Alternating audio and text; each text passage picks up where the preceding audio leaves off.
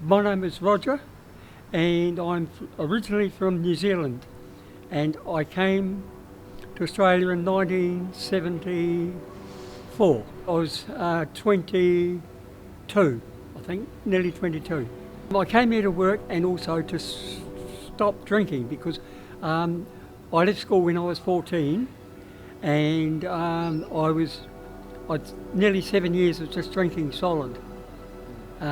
Breakfast time was just a couple of bottles of beer, lunch was the same, and I used to have a job where we used to start at 6 in the morning and finish 1 in the afternoon, and then we'd be at the pub till 10 at night. And I used to smoke. I started smoking in 1963. And I was born in 55. I started when I was about 8 or 9 smoking. I wish I'd never stopped smoking. I wish I'd listened to people. I started, as I said, when 1962. It was Christmas 1962. I used to pinch my auntie's cigarettes and start smoking then, at Christmas time then. And I wish I'd stopped. I'd listened to people who said stop smoking, but I never did.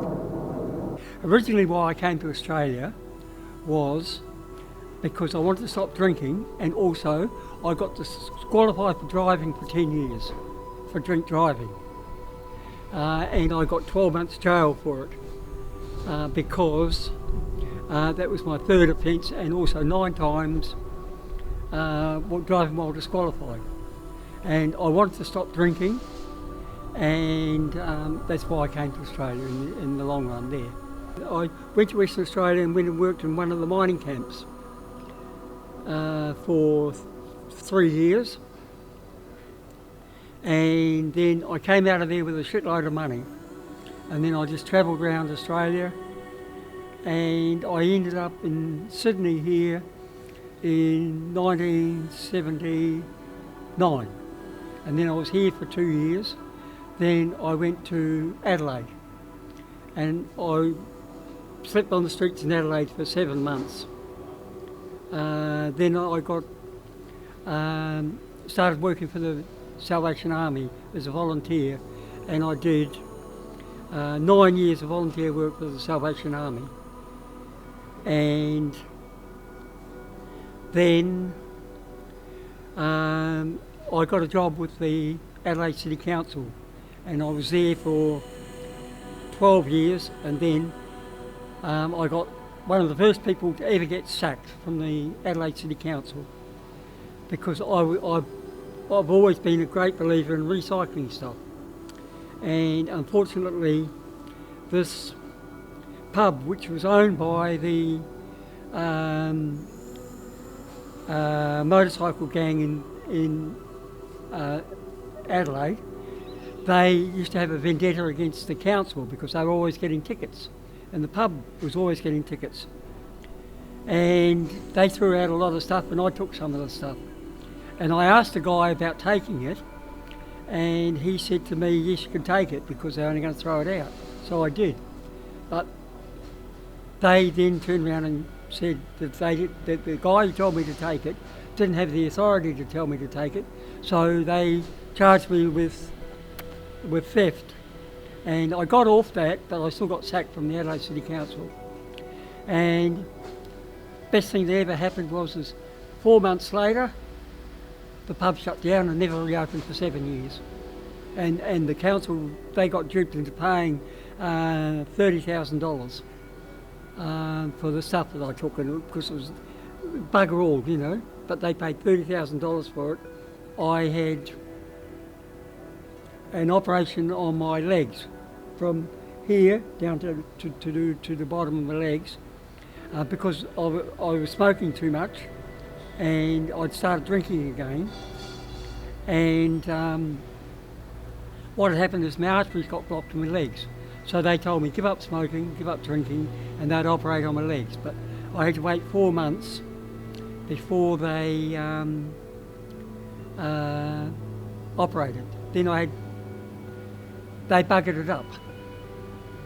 And so one leg they did one leg and they buggered it up, so then I couldn't walk at all. I could probably walk 6 or 7 feet, then I had to stop and start. So then I ended up coming back to Sydney, and I spent 7 months on the streets here. Then I ended up at St Vincent's, and they did both legs at the same time. And it worked to a certain extent, but I still was buggered, still walking around. But then I started, what I used to do before was recycling stuff, and then they brought in cans and bottles, and I started collecting cans and bottles. And I used to give the money to charity at the beginning, but then I found a lady in Adelaide that I knew when I was in Adelaide. She had 2 kids and her husband died, whatever, so I used to send the money to them. And they used to get the money, and then because she wanted to get a car and get a driver's licence, but they didn't have anyone to teach them. So they had to pay for driving lessons and everything, so I gave them the money to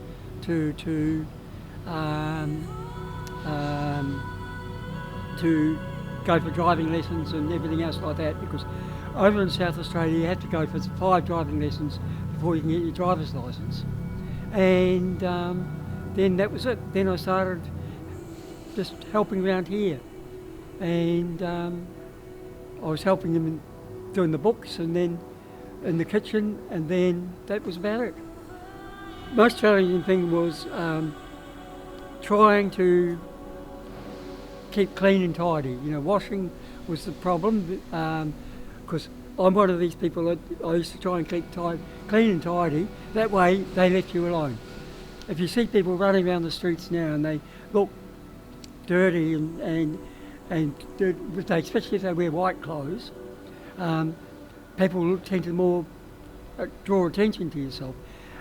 Finding a place to sleep was good, but if you got a good place, you tried to keep it to yourself, because if you didn't, other people move in and then they start bringing rubbish, and then you had more trouble trying to... I had a good place. Then one guy, he found me that I knew to talk to, and he used to come along. Then he'd bring more stuff. And of course I left him in the end, but 6 months down the track, they boarded it all up, and it was like a door in a doorway. They knew I was there, but they left me alone because I was gone. I'd go there at 8:30 at night time, and I was gone by 5 o'clock in the morning. But I used to take everything with me. And like I say to people, is when you camp out, you never pee in your own doorstep. Take a bottle with you. Pee in the bottle, take it with you, throw it in the drain down the road or throw it in the bin, because that way you don't leave a mess and people don't know.